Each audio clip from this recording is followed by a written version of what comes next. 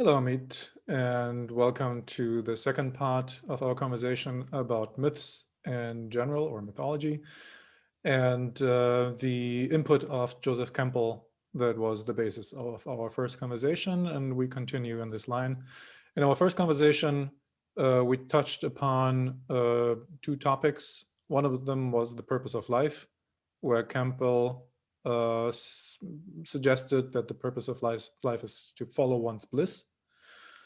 And I tried to make a point that it's difficult to rely on such prescriptions because I might get a certain idea of what he means, then I follow that, and then I might be, if I'm lucky, I find something. But I guess that many people would not be lucky and would not be satisfied with whatever they find. Another aspect that we talked about is that, first of all, I would assume that people are, if they're strongly looking for a purpose in life, that this is rather a problem, an issue, or the expression of an issue and symptom, rather than a genuine kind of longing for a purpose. And whenever we deal with symptoms, the most meaningful thing is to go to the source of the problem and not to just follow the intuition which wants to have a solution, right? So in those cases, the investigation would be what makes me long for a purpose? Is it the office job that doesn't make sense to me? Is it the alienation from the family? Is it because I don't have friends? And then this kind of creates an inner pressure for me to find those kind of metaphysical questions or questions of purpose and vocation, such a promising goal, because that would solve all the problems that I would have. This could be a way of thinking. So I proposed rather to look at the source of the issues that I have than to follow such a vague kind of intuition for an all-solving solution, like the purpose of life could be. Then we started to talk about the idea of Brahman.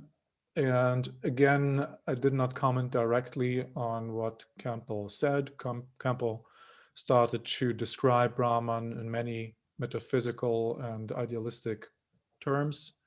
And for me, it was much more interesting to pursue the path of why is such a talk that is not specific, that is not pointing us in any direction, that is not a concrete help for our life. Why does it sound so fascinating? And basically suggesting that those kind of what I call empty concepts that don't point to something specific, that they have some hypnotic power over us, that they have the possibility to put us into a certain trance because it touches upon very interesting topics like the secret of life, for example. So these kind of open signifiers, empty signifiers that seem to contain everything and nothing at the same time seem to be closely connected to those questions of the secret of life, and who doesn't want to reveal or to find the secret of life. So there is an unquestionable appeal to this kind of talk and to these kind of metaphysical concepts. Um, and we'll see, maybe it's interesting to get a little bit more into the actual concepts and what they can tell us today. But yeah, that was just a short introduction of what we spoke about last time. And here I give it to you because it's interesting what questions are open and where you would like us to go. Perfect. So, Doc, thanks for summarizing. So, carrying on from that, right? So, some of my friends and others who did listen to our previous recording, right? As you correctly summarized, were questioning me. They said, yep, listening to the purpose of life and your discussion, it made sense. But yet again, they were like, what do I do towards the end? What am I supposed to do now that Yes. I listen to your talk? And coming back to your point on that is, they get that there is no one purpose. They get that if they're looking for a purpose of life, then it's probably they should start looking at what is causing them to look for a purpose of life, because something is happening which is making them unhappy. Right. And but then again, you also said that look, there is no prescription, there is no book that you can write to say follow this and you'll be fine. Right? That's how it used to be with the normal life that people lead with kids and Yes. school and all that stuff. Yes. um, but even though that they understand all that, the question was, so what do I do now? So am I correct in saying that what you just said, that look at the source of the issue?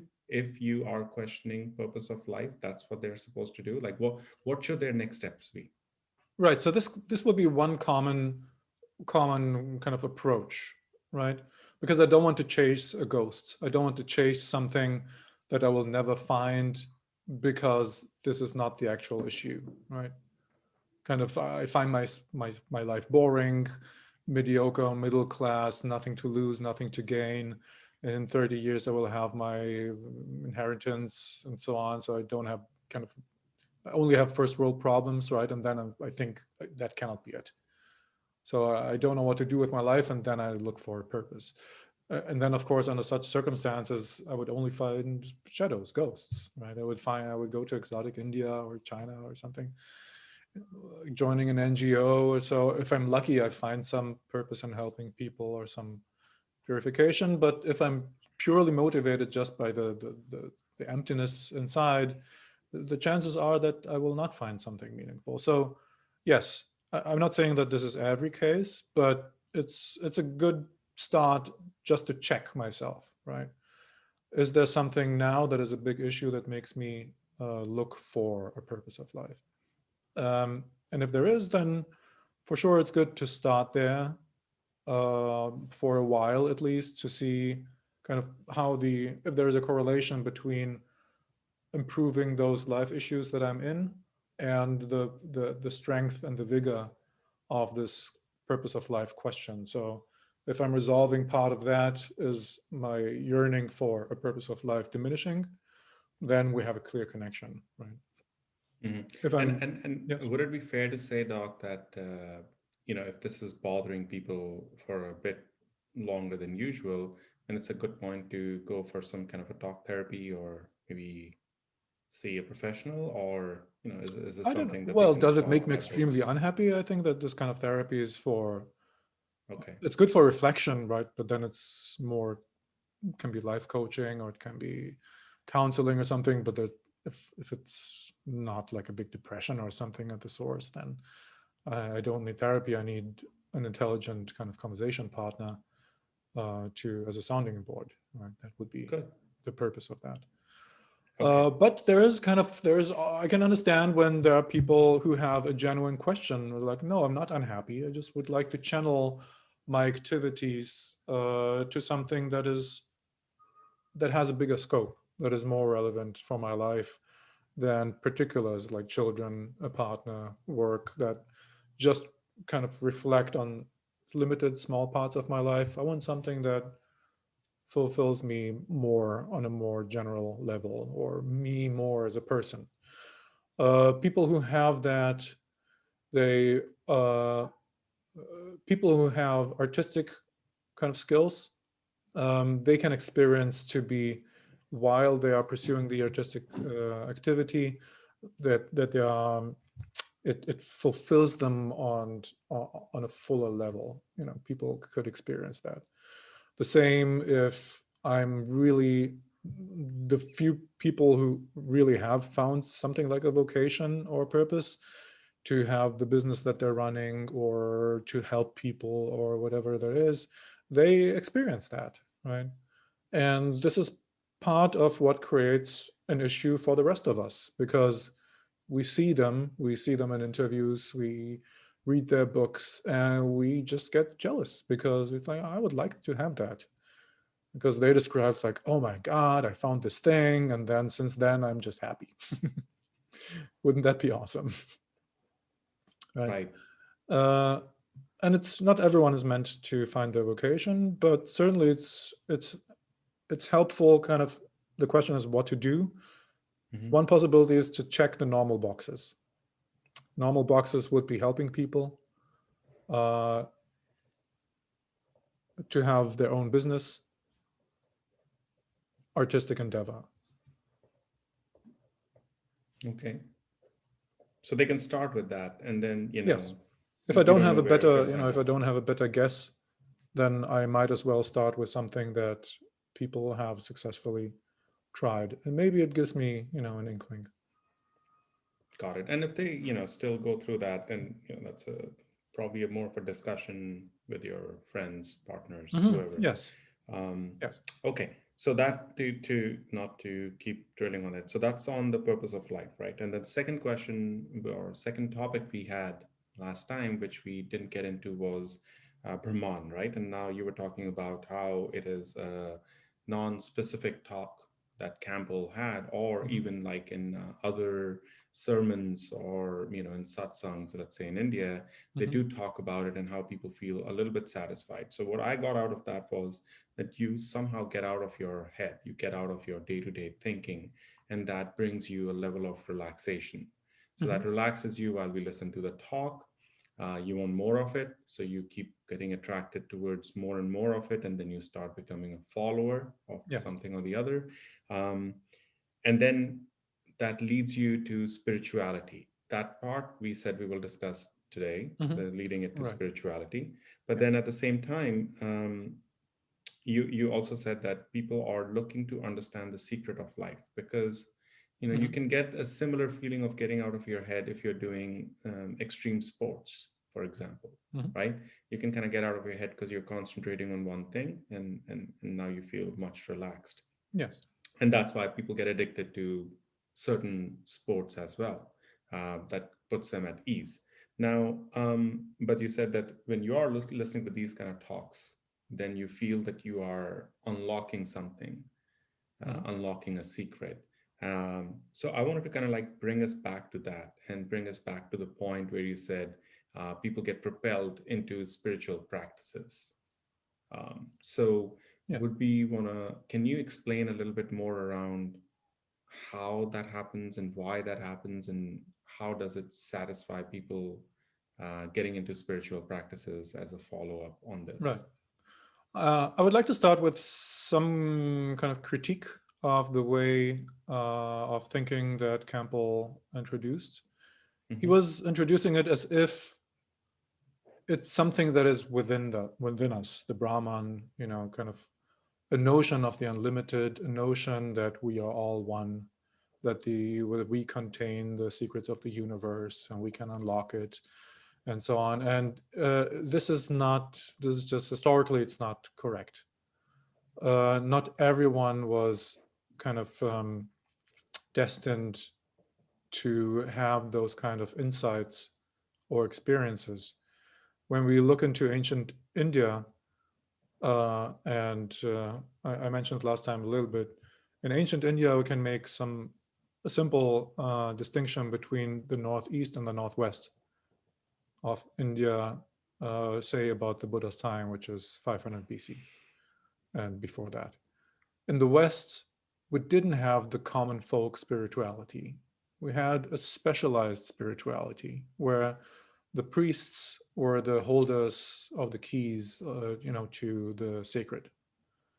So they were they were the catalysts to the gods. So people with their mundane kind of wishes brought their requests to the priests. The priests did the rituals, and then the message was transported to heaven through Agni, the god of fire, who was the kind of the transporter or the intermediary between our world and the heavenly world. And then if the ritual was properly conducted, then the gods were fulfilling our wishes, right? But the point is, there were some uh, household rituals that everyone could do, but the big the big stuff, that would grant kind of the important wishes, we needed the priest for that. And that was a very different situation in the north and east, where you had the ascetic tradition of several religious practices, spiritual practices like Buddhism, like Jainism, Ajivikism.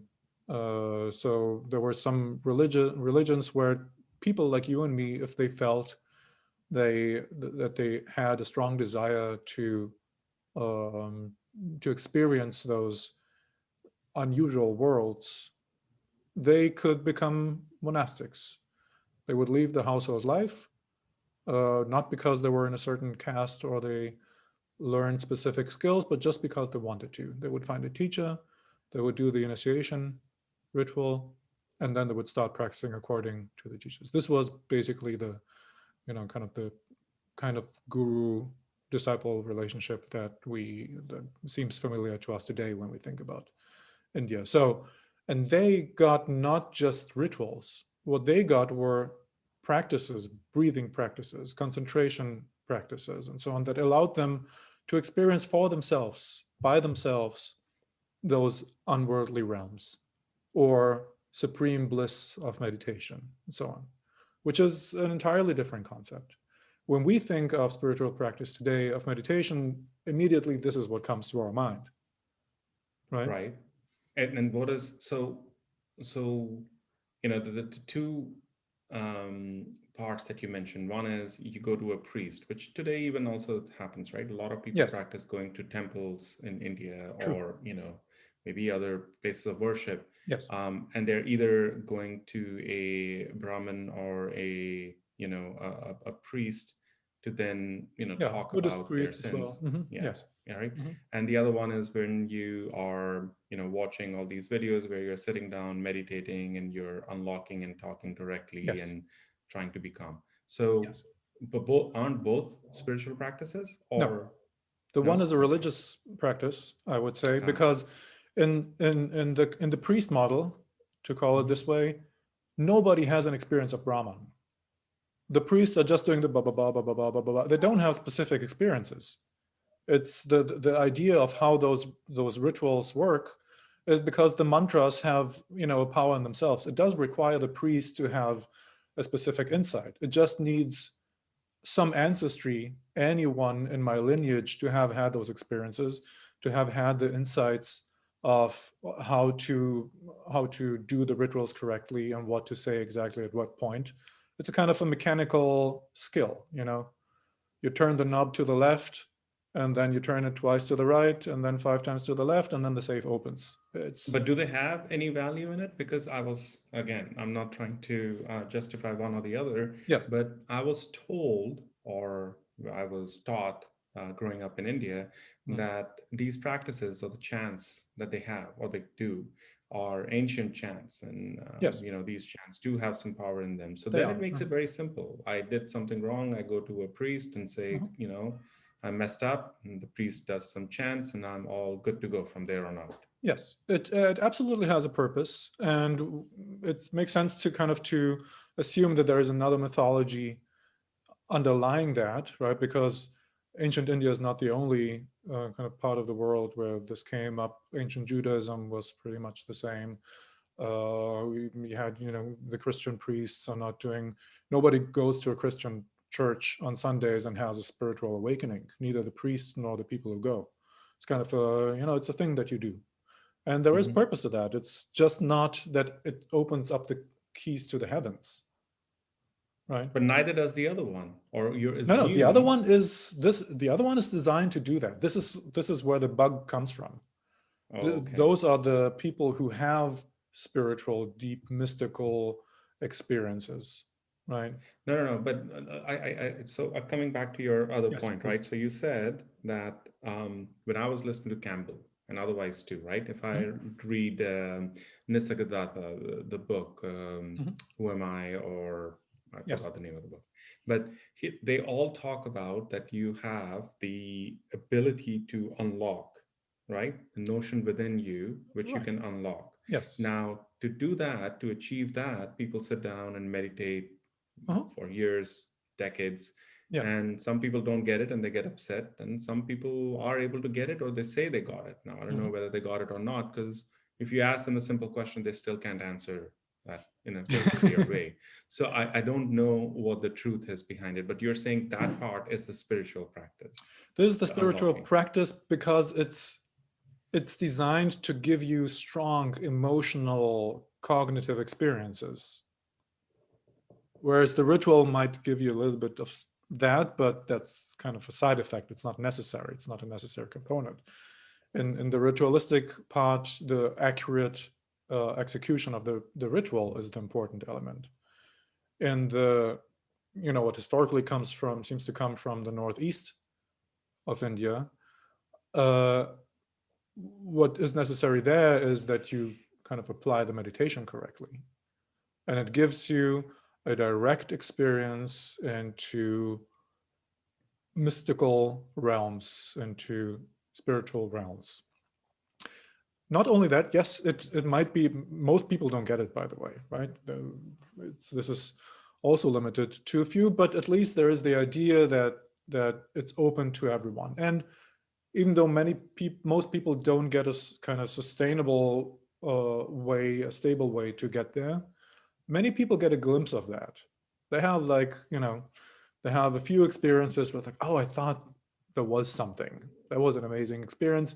I couldn't catch it afterwards, but there was something.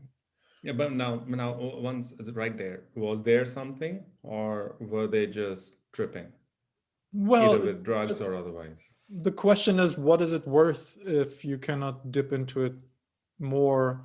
What is it worth if it doesn't change your life afterwards, if it doesn't make you more satisfied, and if it just gives you another carrot that you're chasing after?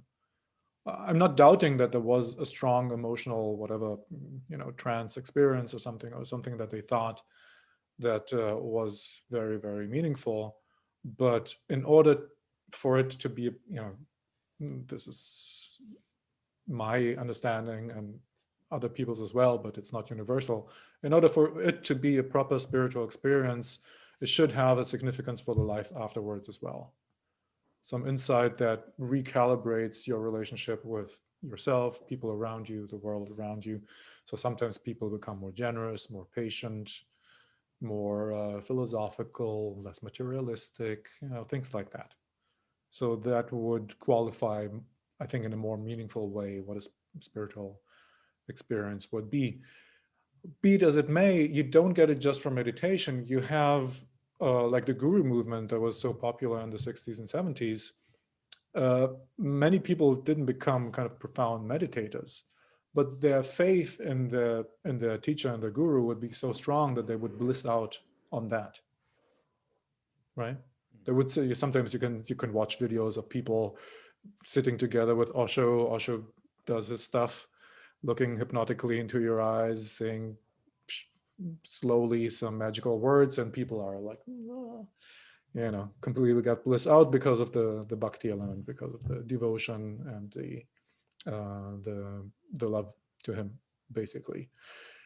This you can also, what kind of brings those two realms together, the meditator who genuinely kind of out of their own kind of practice got a key to that, and the bhakti or devotion practitioner who did it due to, as they call it, the grace of the guru.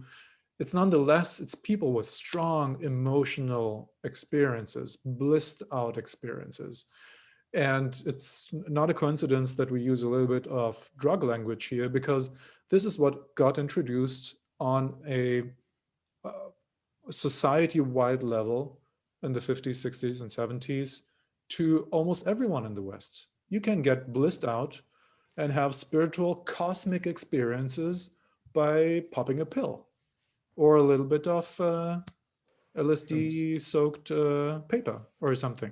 So Mm-hmm. basically, you push a button, you drop something, and you get a cosmic experience.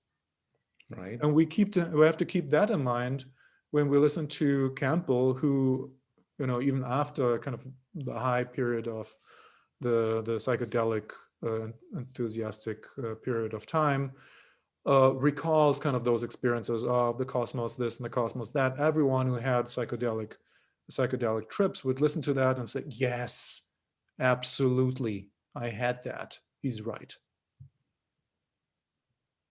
So one sec. So now you're talking Yes. about psychedelics, right? So, or even if you do ayahuasca, I mean, which is Mhm. not that much of into a psychedelic or anything, Oh, for sure it is. people Yeah, do yeah. have those experiences, right? Yes. They go through the motion of throwing up and everything, which is pretty gross. But some people end up in the ER, but the people who don't get sick and the people who go through the experience, they do come out, and Yes. they do come out a little bit different, a little bit changed. I don't know Yeah, if it's yeah. temporary or permanent. I mean, I've seen the temporary parts where people Uh-huh. have changed. So that does change people. So is Yes. there a merit into this? Is there some truth in it? There is, what do you think? Uh, to me, I don't believe in it. I don't believe that by doing LSD, maybe by doing LSD, you kind of like go through some kind of odd experience or you are high, right? Hmm. Or, and by doing ayahuasca, you may end up seeing something. So it's the same as a dream state, but a little bit more confirmed. Again, this is just my feeling. I'm not too much of a believer into all this. So, Do and you what know happens people who did is, it? How do you see them? well, I have met two people who have done it, Hmm. but then I've also watched a couple of documentaries on Netflix on ayahuasca and LSD. Hmm. Plus, if you talk or if you listen to Krishna Das, Ram Das, a bunch of followers who are now into, talking about what they did with Neem Karoli Baba and all the gurus, Hmm. they do talk about it and they do talk about how they did it and what kind of experiences they got. But Yes. that's again my limited experience. You probably have a better exposure to it. Yes. So the thing is that it's difficult to tell. As people are, different, this is different things happen to them, with the exception that the drug does what the drug does. Like the drug is kind of specific. It imposes on you a certain set of experiences and a certain variety, right? But then the interesting thing is what happens afterwards. And there are people for whom things change for quite a bit of time, right? So it's undeniable that it has some effect, especially if you forget the claim that it should have an effect for everyone. But it's undeniable that it has a strong effect on some percentage of people. Numbers, I don't know, but maybe let's say a third. But what effect? So let's say if someone did ayahuasca, Yes, they have visions, right? To right. put it in a way, and they may have visions like people who do it. Some people are curious about it. Some people do it if they lost a loved one, or they're going through a very tough situation. They Yes, do come out of it and saying, "Okay, this is fine. I know this will get fine. I got someone, my ancestors, to talk to me and tell me that you will be fine." yes. People who drowned, for example, and they were underwater Mhm. for 15 minutes. They probably died, and they claim they came back. They have some of these similar experiences that people who do ayahuasca and all have. Yes. So, tying it all back to the Brahman, then does it mean that there is something out there which we are trying to unlock, which is possible through drugs, but not possible, or through these experiences, and Mhm. not possible through just meditation, unless you're doing it accurately? Oh, no, no. It can be done through meditation and through drugs. It's just, it was for the West, drugs was the preferred access of Easy choice. way to get to it. Yes, because Okay. anyone can get there, right? And you don't need a personal guru and so on. You don't need years of practice. You just pop a pill, basically. And everyone who did, not everyone, but most people who did, they would listen to Campbell, and they would say, "Yes, exactly. This is what I had. I know exactly what he's talking about." Whereas others, they listen to him and maybe it sounds interesting, but in the end, it's like, yeah, I don't know, too But then if fancy. everyone had that experience, either via drugs, meditation, Hmm. ayahuasca, whatever it might be, Hmm. if everyone had a similar experience, then are we not to say that that could be the real experience? The what? The real experience? The real thing, like if, let's say, if a population of 1 million people, right, Yes. 100,000, whatever, they ended up doing ayahuasca, they ended up doing LSD or any Hmm. other kind of form of drug, psychedelic, Yeah. um, and they all come back with a similar experience. There's cosmos, Yes. you're interconnected and everything. Hmm. Does that not talk about that there is some truth to it? Are we not saying there's some truth to it, or are we To what? saying, Well, the truth is, yes, those experiences exist. What, what other reality do you refer to? okay, so if those experiences do exist, and if Campbell is talking about it, um, then okay, because my question was more around, do I believe that those experiences exist, or is it just people tripping and just saying whatever? Oh, no, no, they totally exist. We can assume that they exist because so many people from, different cultures and different traditions, people that, you can distrust 50, 100 people, you cannot distrust, 10,000 people. That would be too much of a conspiracy. So, I mean, I know from meditation experiences that ecstatic states of mind can exist, and states of mind where you feel that something unlocks and insights are connecting and so on. And so the experience is there. Now, does it refer to something more real? That is an open question, I would say. And this is something that the experience as such does not convey, right? Because in 99.99% after those experiences, it's not that you have access to another reality. You can read minds. You can say, dig here and you find gold, or some extra sensory experience. It's not that you just have unlocked that. So because if that was the case, kind of on a large basis, then that would be a hint of, okay, there isn't a reality that I tapped into that is more than just the dependence on the senses that we have right now. But isn't Yeah. that the case? Isn't that what comes out of it? They'd say that there is more than just who we are, which is what we keep seeking either through religion or spirituality, Yes. because we're saying this is not what I think the end all of everything. Well, that's an experience. Yes, the reality, there is a reality in these experiences. This is what people experience, and beyond that, it's the matter of faith. If you want to believe that those experiences refer to something real behind that, but that is kind of I wouldn't go there, because this is nothing that can be said with certainty, because it depends on the Okay. interpretation that you have, right? You can always say, well, I still believe that people were tripping. I believe that they have those experiences. I don't believe that they lie. But what I don't believe is that they have unlocked anything, or that we get from them knowledge that otherwise would be inconceivable somehow. Okay. So And then taking this further to the second thing that we wanted to discuss was around eternity, right? Mhm. So Campbell did talk about Brahman, and then as he was talking about Brahman, he was talking about eternity, right? Um, yes, and it was a bit confusing for me because the way he started talking about eternity was in the sense of the moments. So he brought up this topic about his father who passed away, yes. right? And he said that the moments I had with him, or the moments when I look back and think of, those moments are eternity. So, and he was talking about this in terms of people who are um, grieving over someone who's close to them who has passed. Like in my case, my dad passed, right? Or you have your friends or your close ones, relatives who Mhm. pass away, and you think of them. So then he's saying that don't think of them as gone completely, but you have to look at the eternity that the moment you had with them.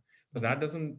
that sounds good, but that doesn't, if I look back and I'm like, okay, yeah, I had this moment with my dad and that's an eternal moment, that doesn't give me any level of satisfaction either. Right. So Why do you know not? what he was talking about? Or why not? Uh-huh. Because what you're seeking is not the memory of a moment you had. You're seeking more of, let's say a conversation I can have today with my Mhm. dad or with someone who passed. Right. But sometimes there is, those kind of consolations when people say, your father is still within you. Yes, it's a shame, And kind that of. makes no sense. I Okay, so mean, that doesn't give you genetically, yeah, consolation. yeah, because they're genetically yes, right? So I have certain genetics from No, my no, they father say and in my your mother. heart, in your memories, in your being, like those kind of things. No, for you, it's meaningless. Yeah, well, I won't say it's meaningless. Yeah, it is. It is there. You can think of them. They taught you so many things, so you think like them. Hmm. You think like your parents, mostly, right? Like, But what a person needs at that time is not that they are with you. What you need is that you can pick up the phone and talk to them, or go meet them, Yes. or have a conversation that you may want to have right now with them, Yes. right? Can't do so much with the memory. Right. So again, we have a topic where there's a big issue there, right? And we're looking for a solution.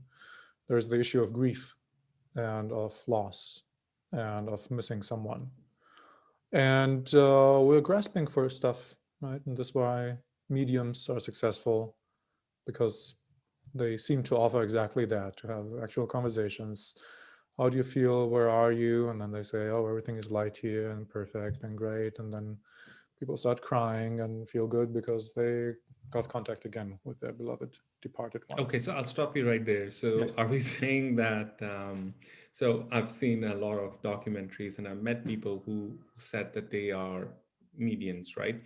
Now, I don't want to universally say or dismiss the fact, but the ones that I have interacted with weren't that, how would I say, I wouldn't trust them as much, right? But there may Yes. be some certain good ones It could too. be. Yeah. So yeah, now, if you relate this back to the psychedelics and the tripping that people have, and then they have met their parents or ancestors while they were in a near-death experience, Hmm.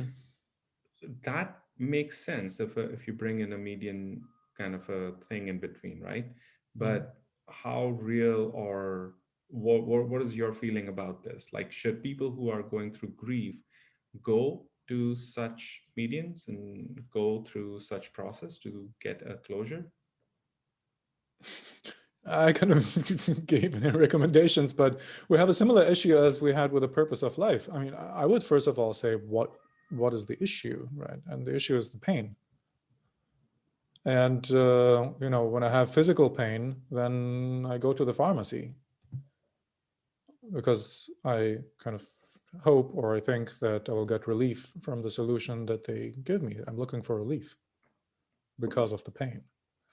So on the first level, this is how I would regard it. It's not a recommendation to go there, but to understand, okay, if I'm at a place where I would do anything just to get rid of the pain, then I would say, do whatever makes the pain go away for a while, if it's that urgent. But does that include an idea if there's any reality behind that? No, of course not. There's the reality of the pain, but it doesn't touch the reality of the departed ones, if I can contact them, if they're in heaven, or all of that. That is untouched. Okay, got it. So what you're saying is, if you need an immediate stop or a numbness to your pain, and if having someone tell you that, yep, they are here, they are fine, they're happy, they're proud of Right. you, etc., if that satisfies you, do it. But the issue behind it is something that needs to be explored. Like, why are you feeling like that? Or what part are you missing, and how do you work through that Yes. connection that So you're missing? I think it's more sustainable, because I can't chase those things endlessly. We have it's a marketplace. I can go to a big bookstore.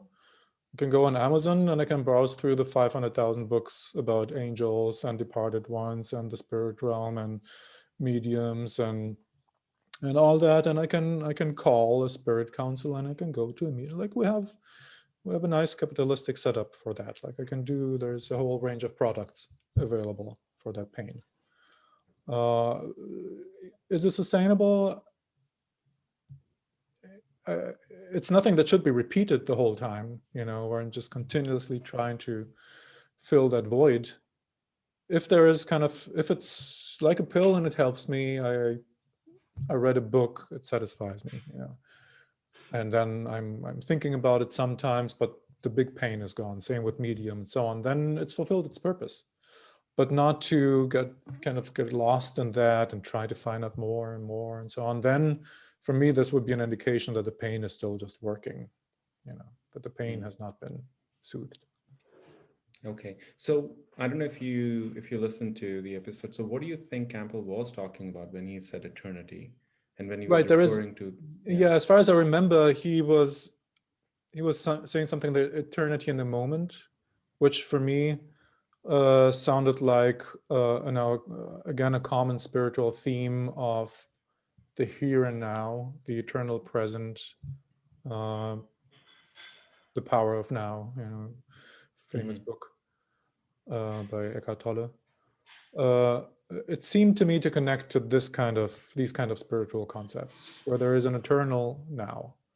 And he seemed to combine it, to me, this is what it sounds like, I'm not entirely sure, that if there is an eternity in the present, then there was also an eternity in the time when I spoke to my father, when those memories occurred, and that there could be some consolation in that eternity is somewhere, or or everywhere, some sort of a holographic kind of idea of reality.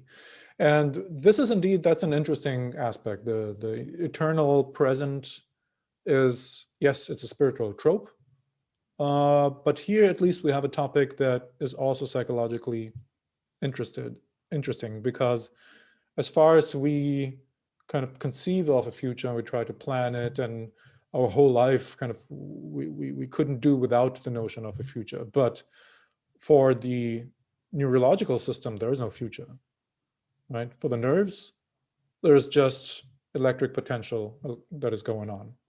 It's just now. And that is interesting, because if that is the case on the hard reality basis, so to speak, so that physiologically there is no future for the nervous system, but just the processing of information in a moment, in the present, then there is maybe an aspect with spirituality, if people experience a presentness in those elevated states, the possibility that this is in accord with the physiological reality. That in a sense, maybe, doesn't have to be, but maybe in those kind of states of mind, they get closer to the physiological reality than what we conveniently, normally do, conventionally do. Because in the conventional state of mind, we interact with the concept of future just like that. It's not an issue. We constantly think about what to do tomorrow, what to eat in an hour, what kind of work do I want to have next year, when do I change my position, how long does the relationship have? Like, notions of future are a fundamental part of the psychological framework that we have. So are we saying that psychologically we think of the future and that's how we are living, right? Because you have Yes. to, right, on a day-to-day basis, you plan your day out. Right. I don't know of anyone, maybe someone waking up and saying, all right, good, I'm up, I'm enjoying now, or, it's very foreign to me. So, but what you're saying is neurologically, and when you read these books by Catoli or listen to him, again, sounds really good. And he talks about the power of now, being in the now, right? I don't quite understand it 100% of the time, but I do get it that you can enjoy the moment right now rather than constantly thinking about what am I going to do next. So that makes sense for a short time. But I think there has to be a balance of a little bit of planning at the same time, enjoying right now too.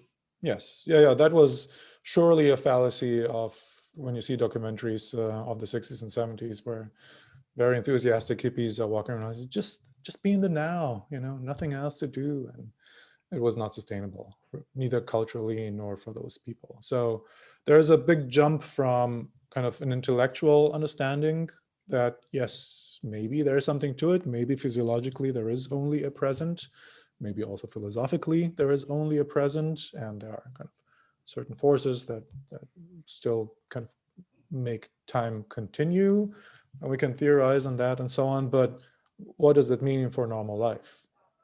All right, so that would be a more psychological question. And certainly the conclusion of those spiritual talks or the physiological conception doesn't have a direct kind of implication to our normal life. The Tolle doesn't necessarily help us with the question, should I keep my job or not? unless you go back to formulas like follow your bliss. So if you're blissful in the job, then keep it, and if not, then drop it. But it's not very kind of everyday life applicable, right? Right. And maybe it's too much asked, from spiritual concepts to translate into direct kind of solutions for everyday problems. I would say it's a different realm. It makes you approach everyday life questions differently. When I'm relaxed, when I get off of a meditation session, and for the time being, I'm relieved of the normal anxiety that I'm walking around with, because it's just suppressed, right? It's suppressed from the meditation state that I came, where I maybe pursued a presentness of some sort. Okay, then I get out of it. There is an after effect. And then I sit down and ask myself, okay, what do I actually want to do with my job?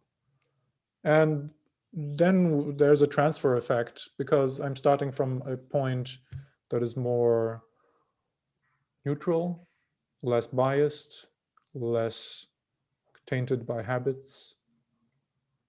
Maybe you can say more tapping into more of my capacity, my intellectual capacity, my capacity to understand what is good for me, and so on. So there's a transfer, but you see, there's kind of a step. It's not a direct application. It's a helper. Got it. So I'm not trying to summarize it, but I'm trying to bring this all back together, right? Go ahead. Um, when we listen to The Power of Myth or we read these books, they are absolute spiritual guides in terms of, the universe is one, everyone is one, you're like a ray of the sun, ultimately you're the sun, right? It talks about all those things. But now when you go about living a practical life, like, because we're not living in an ashram or something where we can all hold hands and cook together and everything. Yeah. So when you go about living a normal life in the world where there's politics and there's a little bit more of cutthroat kind of an environment, Mhm. you need to use some of the spirituality, which is what I understood from you, use some of the spirituality to calm yourself down, to center yourself, while you're also doing all the power moves, etc., on your day in your day to day, right? But So you yeah, need that would to be a kind of multitask. very practical approach to spirituality and the connection to daily life. Yes. Right, because you cannot just, I cannot, at, let's say if I take an example of at work, I cannot just sit there and say, if someone is taking something that I've done forward, I can't just sit and say, oh, this person and I, we are the same. Right. So whether they get promoted or I get promoted, it's okay, it's the same thing, right? That just doesn't apply, right? Most people not. Yeah, some people might be that kind of radical in that sense. They would apply this radical spirituality, in no matter in which color and which fashion they could apply it to life. But yeah, for many people, they would psychologically suppress their ambition and the jealousy and so on. Yeah. Okay, yeah, it wouldn't apply for me. Mhm. So that makes sense. So Yeah. then, as we are talking through all this, the last topic I wanted to bring up to you, and then we can probably wrap it up, is around. And I know you didn't want to talk about this because it was more like a talk or it's about Om, right? Mhm. So because he was talking about circle of life, right? In Yeah. this particular episode, he did talk about a circle of life. And what he was saying is everything is circular. So you are born, you live, you die, and then according to his experience or a bunch of people's experience, there's a moment of nothingness, and then everything starts again, Mhm. right? And he used Om to Mhm. refer to that, AUM, right? Like Yes. silence, and then you're back, Yes. right? Um, People know it from the yoga sessions, right? You sit there and say, "Oh, okay, yes, people know it from the yoga it's sessions, that Om." Yes. right? Yeah. So, what do you have to say about it? Like, is it all nice talk, or is there any kind of truth to it?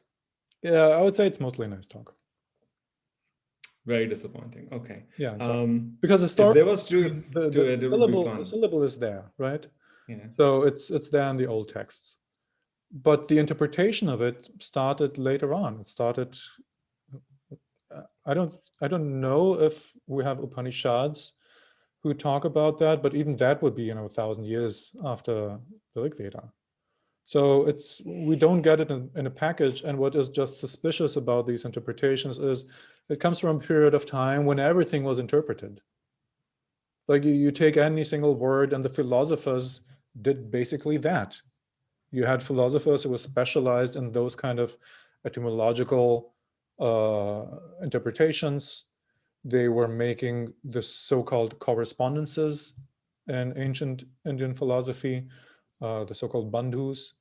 So they would make a correspondence between, for example, a mystic syllable, how that relates to the body and how it relates to the cosmos.